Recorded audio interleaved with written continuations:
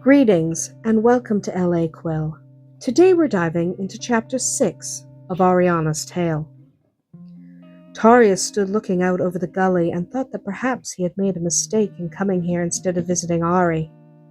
They had finally managed to climb to the glacial plateau that filled the gully. It hadn't been an easy climb, straight up along sheer ice, no handholds to speak of, and the ice was hard, yet brittle. It made for a difficult climb, and they were exhausted before they'd made it halfway up. And when they'd finally reached the top, they had been stopped by a maze of rivers. These rivers ran at the base of the pass, so the glacier formed sheer cliffs of ice on either side of each river. On the whole, he would much rather be visiting Arianna in Akana Valley. This place was no better than the ice shelf, and was possibly worse, since there was bound to be something more ominous the closer they got to the Empire. Well, Darian said, looking across the river they were currently contemplating, we could try to climb down this side, cross that river, and climb back up the other side. His mind was working furiously, trying to come up with a viable solution. He did not want to give up, not when they'd already put so much effort into getting where they were now. He refused to just stop, not unless there was absolutely no way to cross the gully. Tarius looked down and had to close his eyes against the vertigo that swept over him. It was a long way down, and though he didn't normally get ill when it came to heights, he'd never really been up this high before. He knelt and tried to drive an ice pick into the ice beneath him. He barely dented the ice, merely chipping a few flakes free. Rising, he moved away from the edge. I don't know, Darian. This is the clearest and hardest ice I've ever seen, and it's a long way down. If we were to fall, and I don't want to try to anchor our climbing ropes in this stuff. Darian nodded, having just come to that conclusion himself. Maybe we could use a bridge.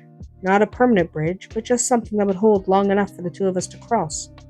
It shouldn't take all that long to build, and since the anchors would only be needed for a short time, it might be easier and safer than climbing. Darian would have actually preferred to climb, but if they couldn't get their anchors into the rocks, that was a bad idea.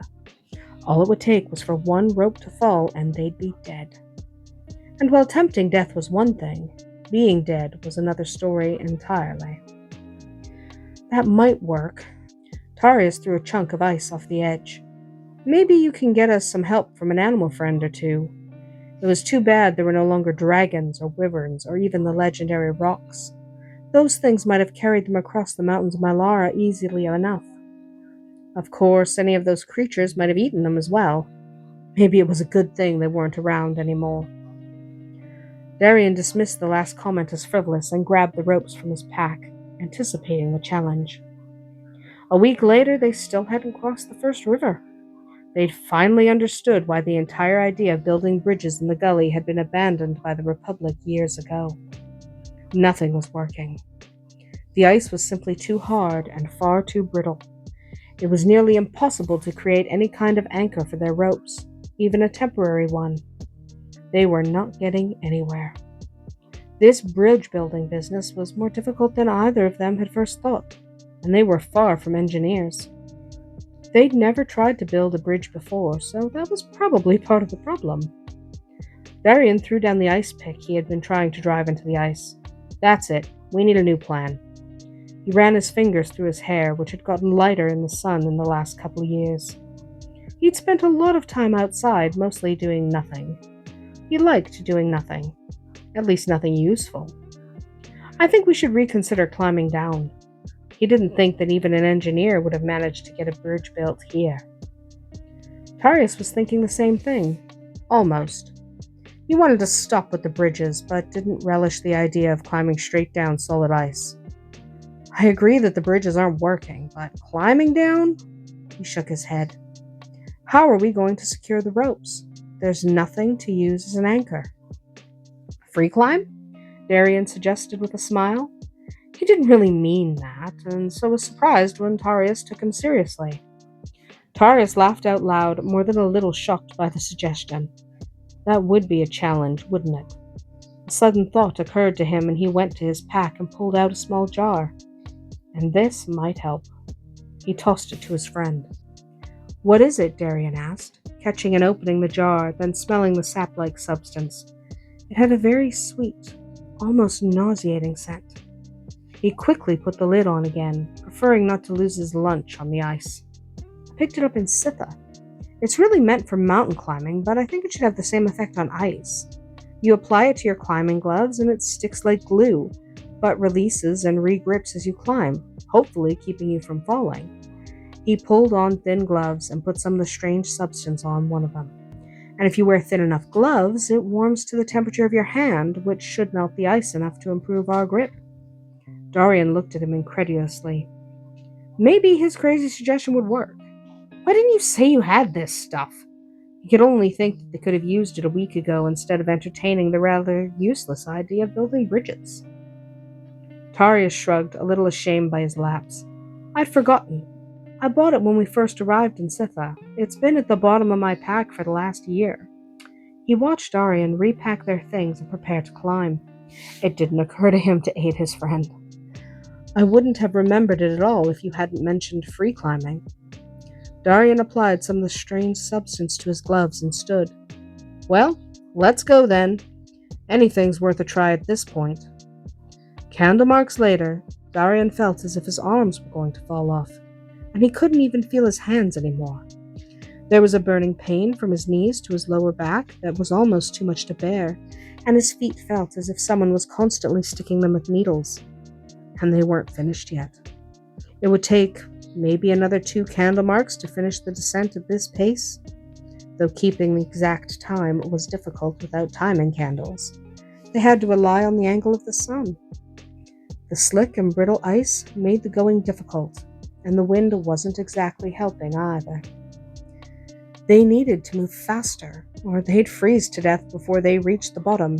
It might not be as cold as the ice shelf, but after candle marks in the wind, it certainly felt like it, and Darian wasn't sure he could take much more. He glanced over at Tarius, who looked to be in no better shape than he was himself. He yelled over the howling winds. Tarius! He repeated the call until his friend finally looked at him. We'd better pick up the pace. At this rate, we'll be frozen before we reach the bottom. Both men had icicles clinging to their eyelashes. Darian saw Tarius nod, and they both began to climb at an even greater speed. It wasn't easy, but the sap was helping. Without it, they'd probably both be dead by now. This was not a climb they would normally have attempted, but they were determined. Another candle mark saw them quickly approaching the floor of the glacier. It would be a relief to be on solid ground again, with no chance of falling to their deaths. Hopefully they could find a place to bed down for the night and make their way up the other side in the morning. At this point, both of them would be glad just to pass out on the ice. Thankfully, it was too late in the day to start the ascent now. Neither man was foolish enough to climb in the dark, and this way they wouldn't have to truly admit to being too exhausted to make the climb at all. Upon reaching the bottom, they collapsed on the ice. Tarius was sprawled on his back, pack and all, which was a rather amusing sight. Darian was leaning against the glacier, face pressed against the ice. Neither was really in the mood to move at the moment. A sudden sound brought them upright, though Tarius had to struggle to rise from his contorted position. Neither was in any condition to fight, but they drew their knives, readying themselves anyway. A small sea lion glided gracefully out of the water and onto the thick ice. Darian chuckled and fell back against the ice once more. Relax, Tarius. He won't hurt us. Returning his knife to its sheath, he reached out a hand to their visitor, who, after a moment of silent communication, let him scratch the top of its head. Does he know a safe way across that? Tarius asked, indicating the raging river now before them with a wave of his hand. There were many rocks, which might have helped them, except for the fact that not one of them was flat, and each rock was repeatedly bombarded with water and ice, and none too gently. If they tried to cross the rocks, they'd be swept into the river in short order unless they were very, very careful. Darian quickly asked the advice of the young sea lion, who was playful and quite willing to help anyone in exchange for a bit of food and a head scratch. Unfortunately, the answer was not helpful at all. He says he doesn't ever go to the other side. Not ever. Tarius closed his eyes. How was that possible, and why not? He shook his head, too tired to absorb the answer, even if one had been forthcoming. Never mind, I don't want to know. Let's not think about it until I can feel my hands, at the very least. Agreed, Darian replied, removing his pack painfully as he watched the sea lion slide back into the frigid waters. Let's set up a camp here, and we'll worry about how to get across later. He got nothing but agreement from his friend. Between the two of them, they had enough kindling left for one last night of warmth. There wasn't much in the way of firewood on the glacier, meaning there was nothing at all. They'd be warm tonight, but after that, until they were off the glacier, they'd be very cold. It was not something either one of them was really looking forward to.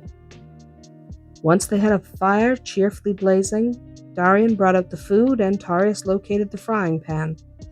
A hot meal would help their insides defrost. They'd better enjoy it, since it seemed like it would be the last warm meal they'd have for a while. Bellies full, they bedded down for the night. Morning found Darian deep in thought as he stared at the fury above them. He'd found another reason why no one tried to cross the gully. Up on the plateau there was a raging blizzard as violent as any he'd ever seen. As Tarius finally awakened, Darian just wasn't sure how they would make it through the blizzard. Of all the accounts they'd heard of the gully, no one had mentioned blizzards, not even once. Only ice and rivers. One man had even told them that it never snowed in the gully, so they had equipment to deal with ice and rivers. So much snow was falling it probably would be more than a foot deep by midday. Deeper still if the snow didn't let up by nightfall. What is it? Asked Tarius, following his friend's gaze. His eyes widened at the sight of the furious storm above. Darian was about to answer with the obvious when he realized what was bothering him about this particular storm. It fell on only one side of the river. There was no snow on their side, just ice. On the other side, the snow was piling up. That was more than could be believed, and if he hadn't been watching it happen, he would have suspected a trick of some kind. It just wasn't natural, this snowfall. Noticing the same effect, Tarius said, "How is that possible?" Darian only shook his head, not understanding it himself. Remembering that the sea lion had only ever been on this side of the river, he thought of something that couldn't possibly be true. He picked up a chunk of ice and threw it as hard as he could, not anticipating any real result, but curious just the same.